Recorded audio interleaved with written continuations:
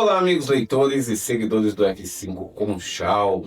Estamos lá com mais um Mulheres Empreendedoras. Para quem achou que nós íamos fazer só aquele vídeo que as meninas da pintura participaram, né, que as pintoras participaram, esses se enganaram, inclusive eu, né? Porque a quantidade de mensagens foi muito grande, tem muitas empreendedoras em Conchal para poder participar. Então nós vamos dar sequência a esse quadro, trazendo vídeos e trazendo diversos exemplos de mulheres que conquistaram o seu espaço no mercado de trabalho e hoje são exemplo para outras mulheres, para outras pessoas, inclusive para outros homens. E é claro, né, já que nós vamos dar sequência nesse quadro, a gente tem que trazer uma especialista na área, né? Nós vamos conversar com a Luana Gatti. E o gato está ali atrás da câmera, tá fazendo um coraçãozinho de vontade de fotografar. É o apoio, né?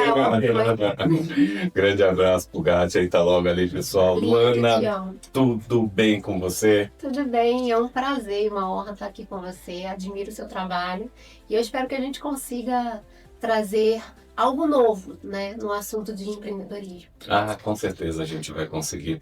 Eu queria que você começasse se apresentando do seu histórico, as suas formações, tudo que você faz, pra gente abrir o assunto de mulheres empreendedoras, né? Porque o seu histórico é grande. É grande. Eu poderia partir do princípio de quando eu era criança, em que eu não tinha nenhum título específico, mas com certeza já era uma pequena empreendedora, lá com 8 aninhos, quando eu comecei a vender adesivo. Mais informações, vou dar um salto aqui para a ideia das formações.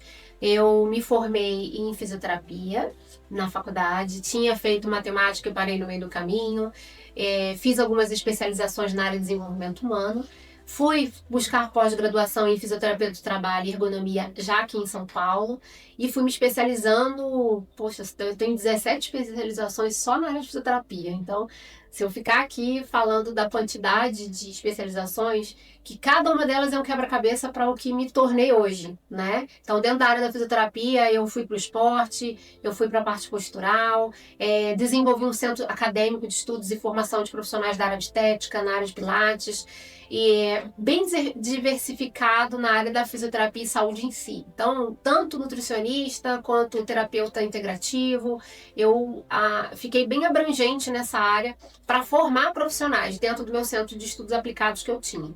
E, além disso, eu fui buscando conhecimento na área da psicoterapia. Então, fiz psicanálise, psicoterapia integrativa. Também, parece que não tem nada a ver, mas eu acabei de fazer a formação de perícia judicial, então eu sou perita judicial e assistente técnica judicial. Porque na área da fisioterapia é muito necessário isso, né? Ainda mais nos dias de hoje, onde as doenças ocupacionais elas estão tomando uma proporção gigantesca, né? Como, inclusive, na NR1, que no mundo do empreendedorismo isso agora virou um assunto muito importante, porque para quem tem funcionário, você precisa cuidar do seu funcionário. Então, hoje o fisioterapeuta, graças a Deus, já ganha mais espaço aí de holofote, da importância de você ter uma consultoria na sua empresa, né? Mesmo que você tenha 5 funcionários, é importante você ter conhecimento disso. Então é uma área que eu sou apaixonada, que é cuidar de pessoas. E sim, os trabalhadores, eles precisam dessa atenção. Então é uma formação que eu me estendi por muitos anos, mais de 6 anos, profundamente estudando essa parte, além da pós-graduação. E fiz 3 cursos de coach, tenho a parte de... Eu falei da psicanálise, né? Mas eu iniciei aí uma parte bem integrativa, estudos da medicina germânica, tudo que tange ao jejum intermitente, porque isso ajuda muito também nas nossas capacidades em geral. O que tange a área da saúde, eu estou sempre estudando. Então, estou agora completando a aromaterapia, porque também é importante, tanto no ambiente de trabalho quanto na vida pessoal, a gente ter esse tipo de abordagem integrativa. Então, se for falar num todo, se eu for juntar todo o quebra-cabeça do meu currículo, né, eu desenvolvi alguns métodos especialmente para odontólogos, por exemplo, que era para cuidar apenas da coluna de dentista. Então, eu desenvolvi métodos também. A área acadêmica, para mim, estudo e conhecimento, para mim, é liberdade. E liberdade no que tange a poder, né, de possibilidade. Então, eu acredito que eu nunca vou parar de me formar em alguma coisa. Bom, gente, vocês já viram aí, muita coisa. esse primeiro vídeo é só para falar da formação dela. Assistam no próximo vídeo, onde vai acontecer. Agora eu tenho uma dama, né, que o meu foco agora é ficar na área da parte empresarial da dama, que é desenvolvendo autoridade e mentalidade abundante, que é uma empresa de consultoria e desenvolvimento especialmente pautado em inteligência relacional. Então, de todo o currículo, desde a minha primeira experiência com 8 anos até hoje, aos meus 44 anos, eu posso dizer que a relação humana é o que seria o meu principal certificado. Então, eu gosto das relações humanas. Então, desenvolver do ser humano a mentalidade e a autoridade que ele tem que ter primeiro para si é o meu principal foco. E hoje a minha empresa, ela destina, e até passei aqui em Conchal e fiz uma conferência de 1 mês, liberando a R$10, já vou até antecipar isso, 4 certificações. Nós liberamos 160 certificados. Então, que as pessoas podem colocar no seu currículo. Então, a minha empresa ela tem esse objetivo, em trazer esse desenvolvimento para mulheres, né? Para que elas possam empreender com consciência e com currículo. Então, eu continuo nessa linha de mentora, de professora. O que eu mais amo fazer é ensinar. Então... Perfeito. Bom, só falando dos vídeos aí que eu fiz a brincadeira, na verdade eu vou dividir isso aqui em 2, então vocês assistem a segunda parte também. Vai ser um pouco agora e vai ter a segunda parte, porque algumas plataformas onde nós publicamos os vídeos, elas não estão aceitando vídeos acima de 20 minutos mais, entendeu? Então, você terminou de assistir, segunda parte no próximo vídeo, que eu tenho certeza que vai ser longa essa aqui. Lana, o que te inspirou a dar os primeiros passos no empreendedorismo? Essa pergunta é maravilhosa. Jean, quando eu era pequeno, meu primeiro passo foi vender adesivo na escola, né? E o que me inspirou foi eu querer resolver um problema que era uma dor minha. Eu olhava para aqueles adesivos enquanto criança, 8 aninhos, eu falava, cara, eu não gosto disso, o que eu vou fazer com isso? E um dia uma coleguinha, ela elogiou. E ela, quanto que você me vende? Opa, eu vi uma oportunidade. E foi ali que eu comecei a me inspirar de que aquilo que talvez fosse muito ruim para mim poderia ser exatamente o desejo de outra pessoa. E isso com 8 anos? Com 8 anos de idade. Foi a minha primeira percepção sobre que a minha dor, eu tinha que dar uma solução. E o desejo do outro era exatamente o que solucionava a minha dor. E eu vendi o adesivo. E ali eu iniciei a minha caminhada. E começou a vender adesivo? Comecei a vender adesivo, depois chocolate. Com 8 anos. Gente, foi muito legal. Houve algum momento que você pensou em desistir? Sempre, gente. Todo dia eu pensava em desistir. Porque a ideia da desistência, para mim, quando eu lembro nessa faixa etária, né, em que eu ainda era menor de idade, né, se para e pensa, menor de idade depende da provisão de adultos. Então, o desejo da independência, de resolver o meu problema, foi o que inspirou. Mas a desistência tinha a ver com a limitação da própria idade, que naquele momento eu ainda não tinha tanta maturidade para entender que tudo começa com uma semente. E o empreendedorismo, ele é isso. A gente não tem que esperar uma condição perfeita para você fazer alguma coisa. Você precisa começar com o que você tem. E todo grande empreendimento, ele começa pequeno. Então, quando eu olhava para a desistência, eu pensava na relação de uma árvore, de uma plantinha. Eu falei, não, mas espera aí. Eu sei que eu sou pequena, mas eu posso ficar grande, porque essa árvore era uma semente. Então, eu tinha essa percepção também. Tá. Você falou uma coisa interessante aí, quando era criança, né, dependia muito dos pais, só que antes, né, era, digamos, comum a mulher trabalhar, a criança trabalhar, deixa eu explicar melhor, né, a criança trabalhar ou ajudar nos afazeres, seja na roça, seja em casa, seja no escritório do pai, seja na loja. Era uma coisa comum. O tempo passou, isso deixou de ser comum e passou a ser proibido, tá? No entanto, algo que não era comum era ver mulheres trabalhando. Verdade. E hoje é muito comum, né? A gente já trouxe exemplos aqui, estamos trazendo mais um e outros virão, de mulheres que ocupam o mercado de trabalho em diversas áreas e fazem isso assim muito bem, na maioria esmagadora das vezes melhores do que os homens. Tá? Como é que você vê o empreendedorismo, o papel da mulher no empreendedorismo? Eu acho Essa mudança. Essa mudança é fundamental porque se assume ali a parte da geração de vida. A mulher, ela é um ser humano que ela consegue ter uma resiliência de ciclos. Então, é o ciclo, às vezes, que está baixa a provisão financeira, baixa a saúde, picos e vales. Então, essa mudança ela é muito importante no universo feminino, quando a gente olha para a questão da resiliência da mulher. O homem, ele é forte, ele é voraz, ele é pontual, ele é cirúrgico, é incisivo. A mulher, ela tem ciclos pela natureza dela. Então, quando ela vai para o mercado de trabalho, ela consegue ser mãe, ela consegue ser empresária, ela consegue ser amiga, ela consegue ter uma diversidade de papéis, justamente porque ela consegue oscilar. Então, eu percebo que, por um ponto, e aí, né, eu não vou aqui trazer um universo florido, porque eu não creio muito nisso, tá? E eu vou expor a minha opinião, porque você já me conhece, eu sou capitalina, então eu vou falar mesmo. E você que está ouvindo possa refletir com carinho sobre o que eu vou falar. Eu não tenho um pensamento de que a mulher ela tem que estar do lado de fora de casa. Eu tenho um pensamento que a mulher pode estar do lado de fora de casa. E isso é muito importante, tem muita diferença. Então, existem pessoas que vão defendendo bandeiras, das quais eu não preciso trazer aqui, que já fica praticamente que é claro, que cada um pode ter a sua opinião. Então, a minha opinião sobre isso achei ótimo, porque mulher é geradora de vida, nós temos útero, a ideia de geração de vida, geração de futuro, e o empreendedorismo, ele traz futuro para a sociedade, porque você cria uma solução. O que é empreender, gente? Empreender é quando você cria a solução para um problema.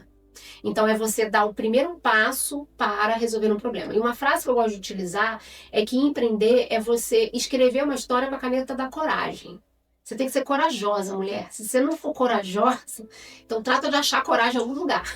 Porque quando a gente olha para essa mudança que o Jean falou aqui maravilhosamente a respeito dessa entrada da mulher no mercado de empreendedorismo, tudo que a gente tem colhido em relação à criatividade, a novidade de reinventar as coisas, vem muito da mulher. A prova disso são as últimas convidadas que você teve aqui, Sim. que eu achei incrível. Se você não assistiu, por favor, assista, que sobre essas mulheres que estão agora tomando conta de uma área que era puramente masculina. Construção civil. Então, por isso que elas geraram vida no futuro dessa área.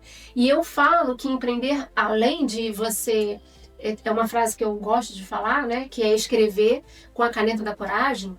É você também não aceitar ser apenas espectadora da vida, mas você assumir o papel de protagonista da transformação. Então a mulher, como ela todo mês ela tem esse ciclo menstrual, ela lidar com a vida e com a morte, porque se ela não engravida, ela menstrua, né? Então as mulheres que estão me ouvindo vão entender o que eu tô falando. Aí tem TPM, aí tem o pós-TPM. A gente consegue lidar com os altos e baixos. E no mercado de trabalho a gente precisa ter essa consciência de que tem altos e baixos econômicos. Então a mulher ela consegue, diante de uma dificuldade, ela tem uma resiliência muito maior. Afinal de contas, Jean, não sei se eu daria conta de sentir uma dor de parto, né? As mulheres... Olha, eu não vou ser indelicado. Então, porque há dores que os homens sentem. Que a mulher não sentiria. Mas o que eu quero dizer é que quando a gente fala do feminino, a gente tem que entender que coragem, mulher, é você também assumir sua vulnerabilidade. Por isso, eu reitero a minha fala e finalizo aí a pergunta, respondendo, que eu não concordo que a mulher tem que estar ou tem que empreender, mas ela pode empreender. Ou seja, você pode por possibilidade. Porém, se você entender que o seu papel de valor, de que o maior empreendimento que você vai ter é a tua família, é onde você está dentro de casa, gerando valor, treinando e trazendo o caminho para as crianças das quais você está ali responsável e o seu próprio parceiro de vida, porque ele está lá fora e você está aqui dentro gerando valor. Afinal de contas, né, será que ele ia conseguir pagar uma faxineira, uma babá, uma cozinheira? Tudo isso, se a gente parar para pensar nos papéis que eu falei anteriormente, respondendo essa pergunta, eu acho que por essa capacidade e resiliência de assumir várias tarefas, a mulher no mundo do empreendedorismo é fantástico nesse ponto. Porém, no ponto de eu quero competir com os homens, os homens são fracos, isso eu não concordo. Eu acho que temos que encaixar como um Lego, uma pecinha de Lego, tanto o empreendedorismo que vem já do masculino como feminino. E isso é uma combinação, é o casamento, né? É perfeito. Agora, é só para complementar, na verdade, a pergunta ela vem para complementar a sua resposta anterior. Legal. Que quais seriam as características pessoais que você considera fundamentais para a mulher que deseja empreender? Coragem, criatividade e resiliência. Pronto, é só para completar. Fala um pouco do seu trabalho. Meu trabalho atual? Exato. Fala atual? Fala o atual. Porque você estava falando de histórico, né? Isso. Legal. Eu sou apaixonada pelo que eu tenho de maturidade hoje dentro do trabalho. Por quê?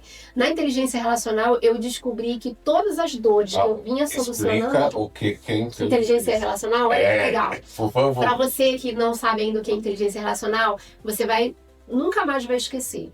Dentro da sua casa, você tem a sua capacidade de administração financeira, você tem a sua vida espiritual, você tem a sua vida emocional. Então, pensa nisso como vários pilares.